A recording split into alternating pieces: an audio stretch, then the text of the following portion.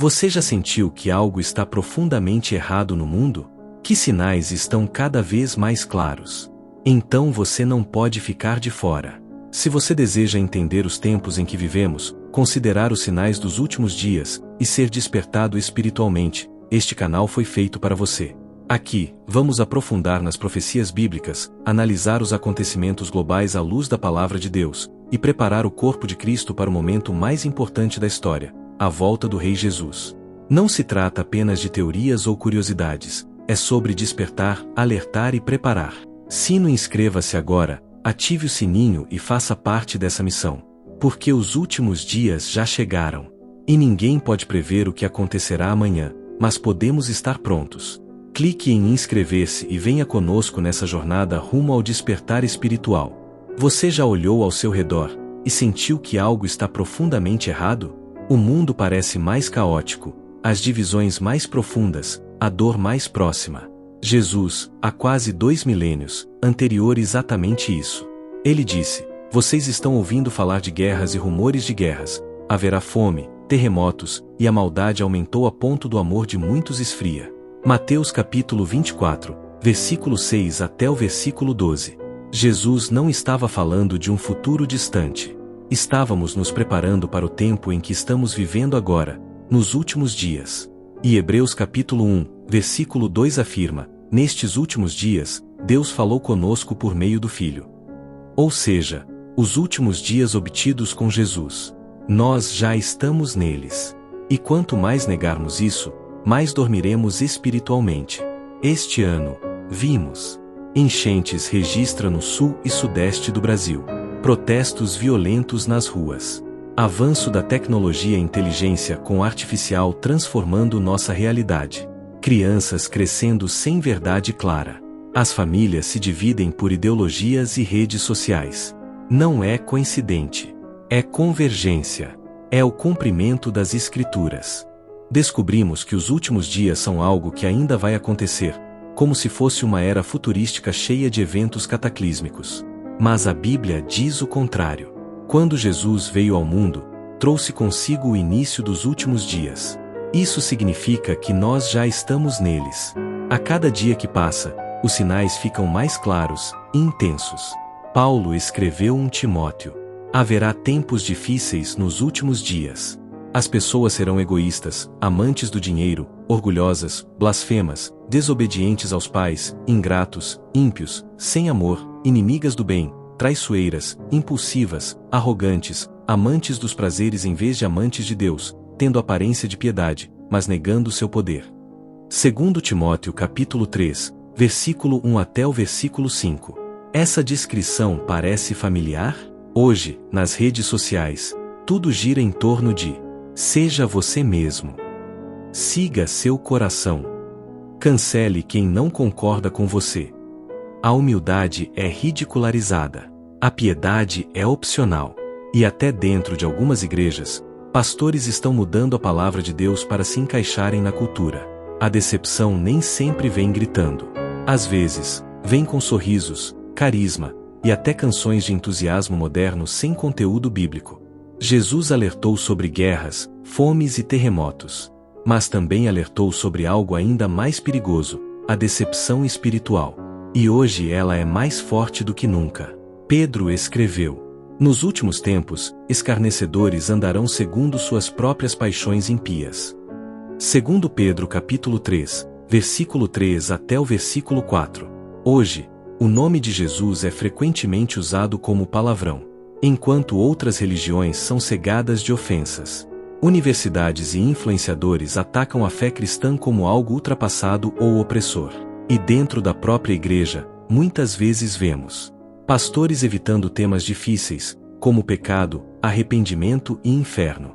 Igrejas celebrando comportamentos que a Bíblia chama de pecaminosos. Músicas gospel centradas no eu, e não em Deus. Livros cristãos vendendo confiança, em vez de santidade. Isso não é evangelho.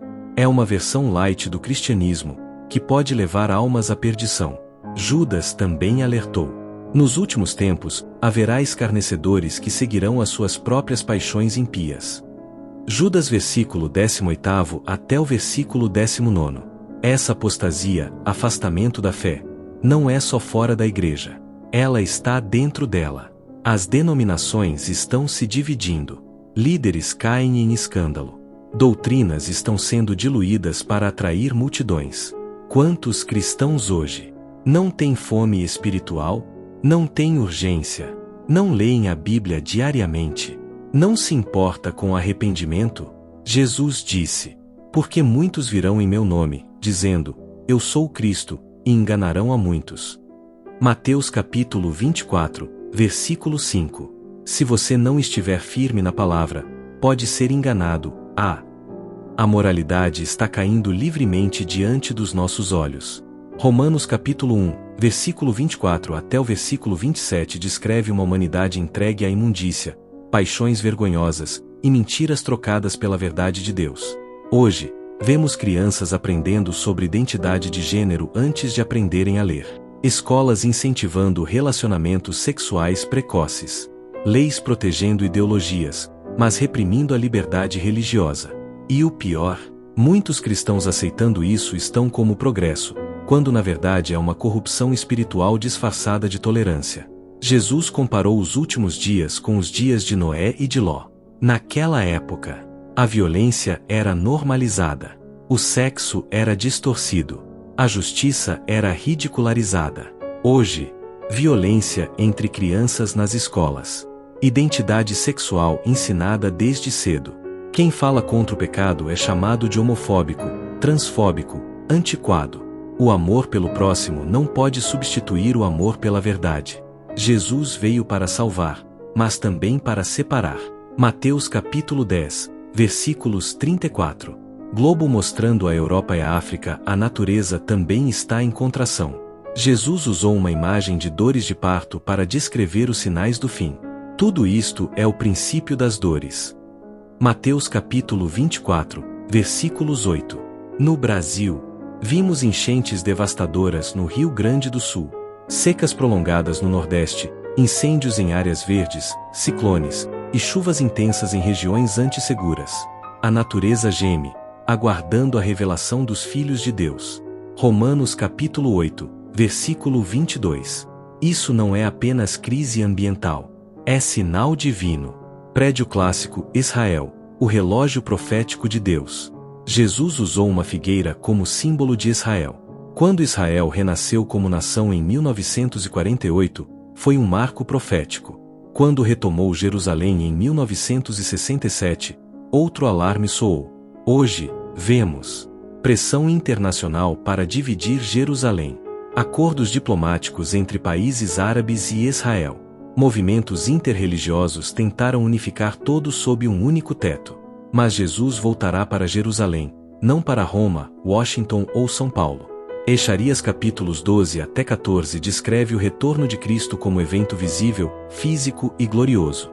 A hora é agora. Ó ritmo urgente. Uma terra geme. O inimigo trava batalhas finais. Mas a vitória já é nossa. Apocalipse capítulo 13 fala de um sistema global que exigirá uma marca para comprar e vender. Hoje, vemos moedas digitais controladas por governos, CBDCs. Tecnologias de biometria e chips subcutâneos. Redes sociais controlando o que podemos ou não dizer. Esse sistema não virá como ditadura imediata. Virá como salvação, progresso, união. Mas será um sistema que exige estímulo ao anticristo, não a Cristo. Daniel capítulo 7 e Apocalipse capítulo 13 descrevem as melhores políticas e religiosas, que parecem estar sendo preparadas agora. Artes cênicas. A igreja precisa despertar. Jesus anunciou à igreja de Laodiceia: Tu és morno, nem frio nem quente, por isso, vomitar-te-ei da minha boca. Apocalipse capítulo 3, versículo 16. Quantos cristãos hoje não têm fome espiritual? Não têm urgência? Não leem a Bíblia diariamente? Não se importa com arrependimento? Precisamos despertar. A igreja precisa voltar às raízes: arrependimento, oração, obediência, pregação da verdade sem medo. Vela a parábola das 10 virgens. Você está pronto? Jesus contou uma história poderosa. 10 virgens esperavam um noivo. mas só 5 levaram óleo para suas lâmpadas. O óleo representa intimidação com Deus, oração, jejum, obediência. Sem ele, não entraremos na festa do Cordeiro. A pergunta final é: você está pronto? Jesus voltará como um ladrão à meia-noite.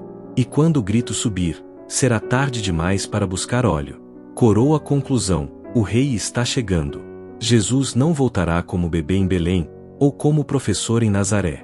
Ele voltará como Rei dos Reis e Senhor dos Senhores. Ele virá com poder, glória e justiça. E quem o espera deve estar com a lâmpada acesa, com o coração puro, com os pés calçados na palavra. A hora é agora. Ó ritmo urgente! Uma terra geme. O inimigo trava batalhas finais.